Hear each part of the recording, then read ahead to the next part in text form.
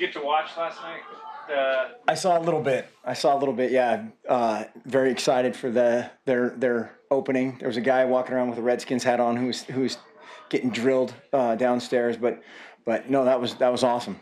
How much of it was familiar versus not familiar? Like when you watched the scheme. Very familiar. Yeah. I mean, it was almost. A lot of the same stuff, and excited to see those guys at that level execute it, and it was fun to watch for sure. Who do they play next? Chargers. The Chargers on Sunday. Oh, okay. Kansas City, I think. No, Kansas City's after that. Trust me, we're digressing here. Any questions about Oregon football? Mark, when you're mentioning Oregon and showing graphics about Oregon and talking about everything Chip did here, does that help you guys in recruiting, you think, down the road? That extra exposure? I'm sure it will to a certain extent. Yeah, I think the biggest thing is we just need to get the right guys, and if there's a few more people that are drawn in that net because of that exposure, that's great. And then we just need to make sure that they're the right guys that end up here. I think it certainly validates something that we thought of this type of system can work at any level. And a lot of people use that against us in recruiting, but you look at the past several drafts, not only at quarterback, offensive line, basically across the board, the quote-unquote spread offense has been well represented in the draft, and that'll certainly revalidate something that we kind of already believed in. Rick, did you have a question? Yes, please. Just a quick kind of scouting report on Tennessee. What do you see from them on both sides of the ball? And then beyond that, how much of what Butch Jones did at Cincinnati do you see now starting to take place at Tennessee? That's the hard part. That the answering the last part first is exactly how much is transferred over. They're really talented. Both sides of the ball. Typical SEC, huge up front on the offensive line. Very physical, very athletic. Similar scheme to what we do, offensively, defensively. Again, same thing. Fast, physical, huge defensive line up front, really athletic on the back end. They're by far, which is probably to be expected, the most athletic team that we've played to date. Really jumps out in special teams. They dominated these last couple games from a special team standpoint. Had a punt block that was kind of a fluky deal, and just dominated the rest of that phase. Which that's where from an athletic standpoint it jumps out the most on tape. But it's a tremendous challenge, and how much they've brought in from Cincinnati, that's always one of those $1 million questions of how soon kind of they can implement those things. But they're similar. They're not exactly the same, but similar. Andrew in front. You talked about that 5 turnover in 6 play stretch. They had that kind of ridiculous sequence, but going back to all of Butch Jones' career, he has a lot of turnovers. Is there a style that he employs or his defensive coordinator employs that you see consistent that enables an aggressive play? We need to study it, because that's the name of the game. Other than points, turnovers decide victories and losses. But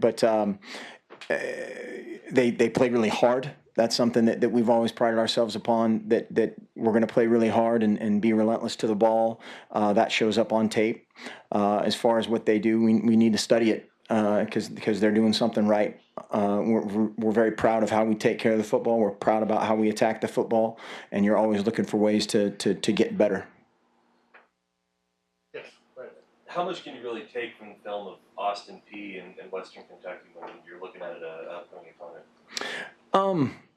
The Austin Peay analogy is probably very similar to like our Nicholls State game. I mean, they formationally, Austin Peay on offense won't help us at all, and defensively, Tennessee just really got after them. It was a mismatch in all phases. Western Kentucky's a little bit different. They're a different team than Austin Peay is for sure, but it got so out of hand with the turnovers and all those things adding up. Then they scored a couple kind of weird situational touchdowns. Again, that's the hard part about this time of year is you don't have that just bank of knowledge that you think but you're not rock solid in your scouting report in any way. Warren in the back. Mark, On tape, can you tell if Butch is running a faster tempo offense like Cincinnati? Is it on par with what you guys do? I don't know.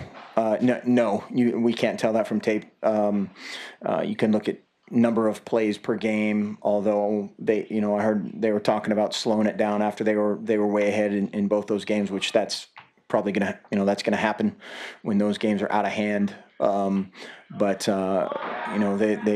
they've run a very good system, very very sound on both sides of the ball in all three phases. They're very well coached, and it'll be a tremendous challenge. Rick in the back. Just to kind of keep following up on that theme, how much tape of Cincinnati do you guys look at, just to, kind of contingency planning?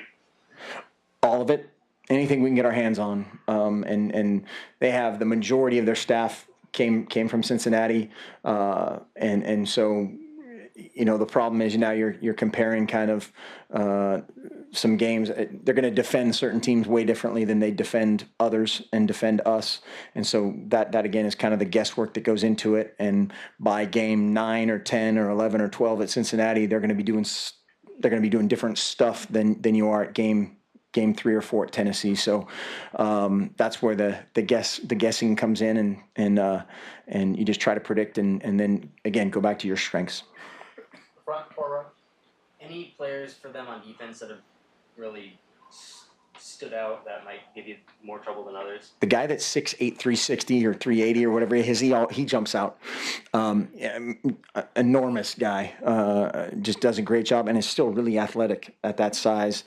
Their middle linebacker is a great sideline to sideline guy, really good cover guy, gets his hands on receivers and makes a ton of plays everywhere. Their back end is really fast. And especially, comparing them to our 2 previous opponents, it's just a definite step up, which is to be expected of a place like Tennessee. And so it doesn't take long for that to jump out on tape. Sean on the left. When you've watched tape of Marcus so far in the first 2 games, his completion percentage is not terrible, but it's lower than maybe what it was last year. Is there anything that you're noticing on tape that answers why it is? I know there was 3 or 4 drops probably in the last game. There were 6. 6, okay. So, do you equate it to more drops than anything else, or? Well, definitely. Again, all that stuff is situational. I mean, we had a shovel pass that we're going to walk into the end zone, and our center is 2 yards deep in the backfield. That's an incomplete pass. We have 6 other drops that are going to be. There's a couple in there that are going to be touchdowns, and that's we don't sit around and dwell upon or whine about the stat. We focus on why did this particular play not work, or why did it work? Do more of those and fix and fix the other stuff, and that's all you can do. The 4th and 1 where we missed 2 blocks, we should be it should be a 50-yard touchdown. And so that's I know everybody's mad at our 4th down percentage. Were we 0 for 2 in that last game? We missed 2 blocks and we try to pull the ball and we walk in the end zone there at the end of the first half, and life's good, or it's better. Andrew. You said on Sunday you were seeking some clarification from the Pac-12 office about some of those penalties, but kind of the roughing the passer ones seemed to be the most borderline, I think you could call it. Did you hear back from them? Do you kind of understand the consistency they're looking for now? Is there a better idea from your? There's a much better idea that I can't probably talk about. Sure. I was very pleased with our discussion. Let's put it that way. Second row. And more so I thought our guys, because of course, depending on who you talk to, we can't tackle anybody, and we're just unbelievably undisciplined team, which are things that I don't believe. Our guys did a great job of walking away from at least 6 situations that should have been called, and so those are things that we have to reaffirm to our guys in situations where the flags aren't thrown. And that's those are teachable kind of situations, but they're tougher when it happens that way. But proud of our guys going forward. Did we have a couple that were 100% unacceptable? Yes, we did. And again, that's on me, and we will fix it. Okay, now Nicole. Coach, there's been a lot of talk about Marcus and his leadership role and how quiet he can tend to be, and especially this last weekend, we heard a lot about that. And I'm just kind of wondering if you think that's kind of hyped up, or if it's something that he really needs to work on. And also, if you could talk about what you see as his strengths as a leader. For the first part, yeah, I think that's legitimate, and he's been awesome. It's something that can happen from time to time with a quieter guy, a humble guy. Is they're not going to go, grab the right guard by the face mask and tell him he needs to do his job, or whatever it may need to be done at that point. And that's never going to be Marcus, but he can tell the right guard or whoever, hey, we need you to do A, B, and C, and that guy will do it. And he'll fight for him. But Marcus has grown tremendously as a leader. That's something in our system, our quarterback, you hear that thing about your quarterback looking you in the eye in the huddle. We don't have that moment. We don't have the look you in the eye moment in the huddle. But we need our quarterback to practice great, which Marcus does. And we need him to lift great, which Marcus does. He needs to be great in the community, on campus, all the stuff that he's great at, and most of our guys are. And then because of his credibility, so to speak, as a player and a person, he can influence others with his leadership, and he's done a great job. And was there another part of that? I know you got it. Okay. Jared, you have a question? Coach, your punting and kicking game seemed to improve quite a bit from game number one. Well, our punting improved, quote unquote improved, but we don't want to punt. So it was good to get a couple situations. That sounds weird, but to substitute, and we had a red zone opportunity down the ball inside the 10, which was good. Had the blocked punt, which was huge. We really wanted to take over that game with our punt return team, and they did a great job of creating that short field for the offense. Had too much penetration inside with that D line. They did a great job. The same D line that caused us a lot of problems offensively. Got their hands on a couple kicks, which part of that was a low kick and part of that was penetration. So just like everywhere else, kind of a couple steps forward and maybe a step back and step to the side, and need to get better. Aaron?